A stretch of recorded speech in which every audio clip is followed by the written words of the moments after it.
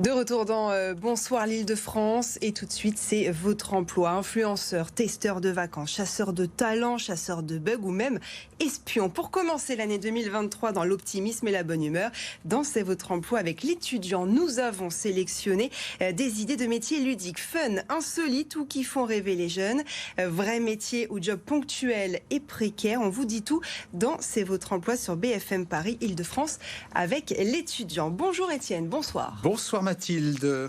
Oui, on a décidé. Oui, bonne très année, bien. Bonne année. Voilà, de bonnes audiences pour BFM et pour l'étudiant aussi. Voilà, nous, nos salons de l'étudiant ont repris cette semaine. Et on va parler de mode, évidemment, de voyage, de cuisine, de beauté. Beaucoup de jeunes rêvent de gagner leur vie comme influenceurs sur les réseaux sociaux. C'est vrai que ça fleurit depuis maintenant quelques années. TikTok, Instagram. Est-ce que c'est un vrai métier aujourd'hui ? Alors, ça commence à le devenir. C'est le métier qui brille, tu l'as dit. Ça fait rêver beaucoup d'adolescents et de jeunes adultes en ce moment. On considère que c'est un peu les influenceurs, c'est les hommes sandwich ou les femmes sandwich de plus en plus du monde numérique, si tu veux. On devient professionnel à partir du moment où on exerce cette activité de manière régulière et qu'on est rémunéré.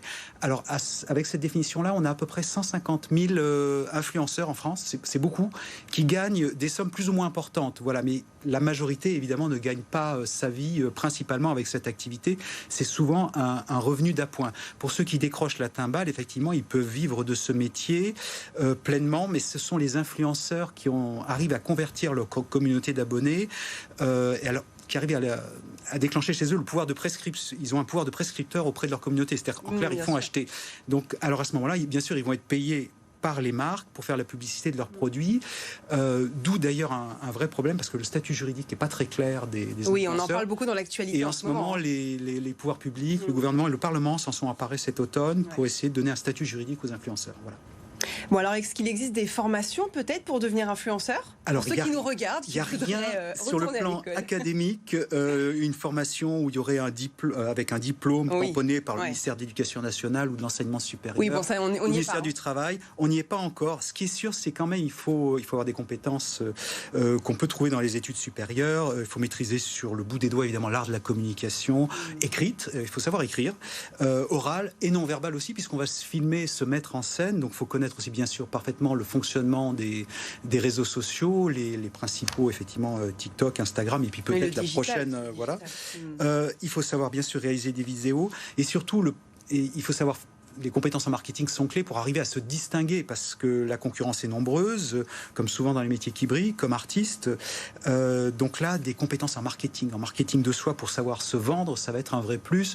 Donc c'est vrai que les étudiants qui font des études de BTS, commerce, marketing ou des écoles de commerce vont peut-être ou des écoles de communication vont avoir un plus pour arriver à se distinguer. Voilà. Ensuite, c'est beaucoup de travail, il ne faut pas compter les heures pour animer sa communauté, la créer, l'animer, la faire vivre. Et puis peut-être avoir des compétences en gestion quand on est à son compte. C'est souvent un job qu'on exerce en auto-entrepreneur, en tant que travailleur indépendant. Avant peut-être d'être pris en charge, d'avoir un agent qui lui pourra vous décharger à un moment peut-être si ça explose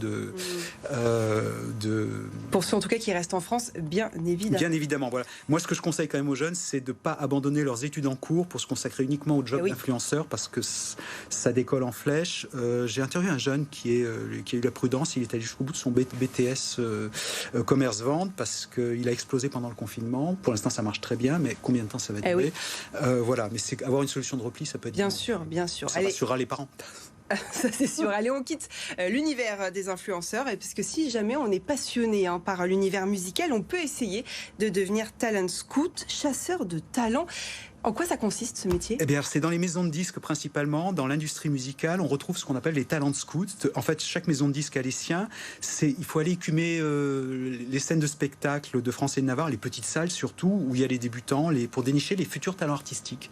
Voilà, les futurs Jul, le futur Patrick Bruel, qui vont être signés ensuite par telle ou telle musique, label de musique ou de rap.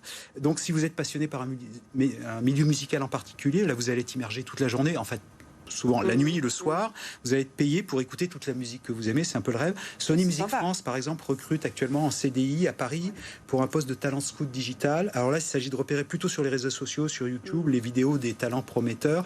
Quand même, c'est un job très spécifique. Il y a pas, les places sont chères. Il n'y a pas énormément d'offres d'emploi dans ce domaine-là. Il faut savoir qu'une major du disque en France, comme Sony Music, c'est jamais qu'une grosse PME de 300 personnes. Donc, il n'y a pas 150 places de talent de scout. Voilà. Bon, alors toujours dans l'univers de la musique et plus largement l'industrie du divertissement, il y a des jobs à pourvoir également pour devenir danseur, comédien ou chanteur, mais dans l'univers Disney. Dans le parc. Voilà, je l'ai mis. C'est toujours des métiers qui font rêver. Oui, tu peux devenir personnage Mickey, chanteur, danseur, acrobate, cascadeur. Tu sais que le parc a fêté ses 30 ans l'année dernière. Ils ont ouvert un nouveau campus, et vous l'avez chroniqué à BFM Paris, qui est dédié aux Avengers. En ce moment, il y a les auditions de Disney pour devenir chanteur, personnage, pour tous les jobs artistiques, acrobate, cascadeur. Donc, et le parc, le nouveau campus Avengers recrute 450 personnes aussi.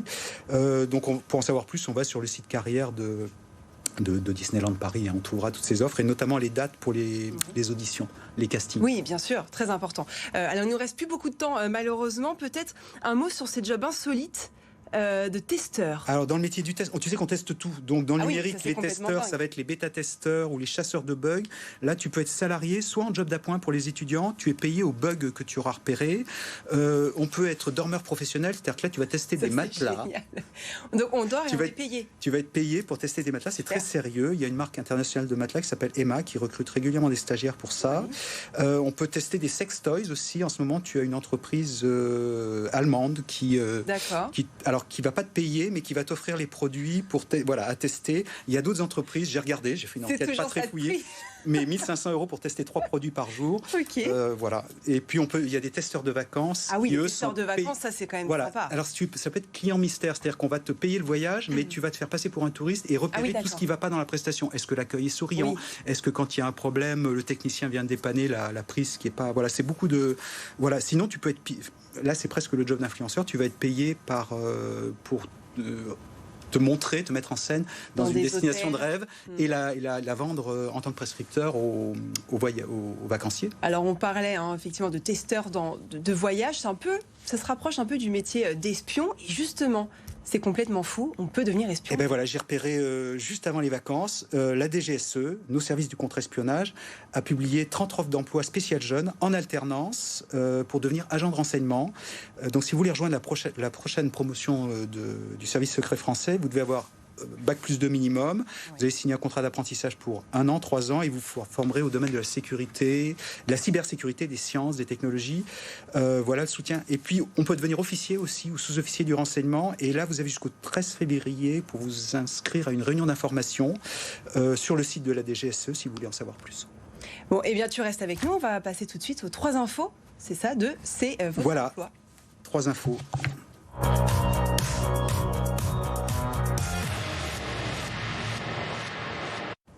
Alors Étienne, l'étudiant tient son salon de la poursuite d'études et des masters à Paris. C'est le samedi 14 janvier, c'est ça? Oui, on peut mettre ça dans ses tablettes dans une dizaine de jours au New Cap Event Center. Donc c'est quai de Grenelle dans le 15e. Il y aura un bar à conseils. Donc sur le stand, vous pourrez vous faire aider pour élaborer votre CV, peaufiner votre candidature. Si vous êtes à la recherche d'un stage, d'un emploi, d'une alternance, l'entrée est gratuite, il faut la télécharger sur notre site à l'étudiant.fr. Voilà. Très bien. L'entreprise de sûreté également aéroportuaire Samsic Airport recrute actuellement 500 personnes pour assurer la sécurité des voyageurs à Paris. Ben oui, avec la crise sanitaire, le secteur, beaucoup de gens avaient quitté le secteur. Donc maintenant que le trafic aérien a repris, a redécollé, fortement décollé. À redécoller, c'est un joli jeu de mots. On aime bien. Oui, bien sûr. Là, vous bosserez au sol, vous ne bosserez pas dans les avions. C'est du personnel au sol pour la sécurité. Soit vous bossez au contact du public, des voyageurs, soit pour les bagages en soute. Donc, c'est des postes qui sont ouverts pour l'essentiel en CDI, à tous les profils. Donc, vous venez comme vous êtes, comme chez McDo. Voilà.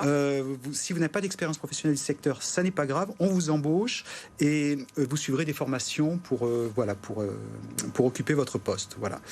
Et puis on termine avec le grand concours de code informatique Tech Challenger qui tiendra sa finale début février, ça le va Graham. Oui, tu sais que le métier de développeur, c'est un des plus porteurs. Bien On manque sûr. encore de développeurs, de codeurs informatiques. Voilà. Donc ça, c'est un concours. Alors pour les jeunes, ça leur permet de gagner de l'argent parce que le premier prix, c'est 10 000 € quand même, c'est pas mal. Ah oui. On va rencontrer aussi beaucoup d'entreprises de prestige qui recrutent. Et puis là, vous pouvez encore, les qualifications ont commencé, mais on peut encore se qualifier d'ici au 19 janvier. Voilà. Donc pour en savoir plus, on va sur techchallenger.fr. Merci beaucoup Étienne pour toutes ces informations. On espère en tout cas, si vous nous regardez, que vous trouverez un job de rêve ou pas. Merci Étienne. Allez, on passe à la météo.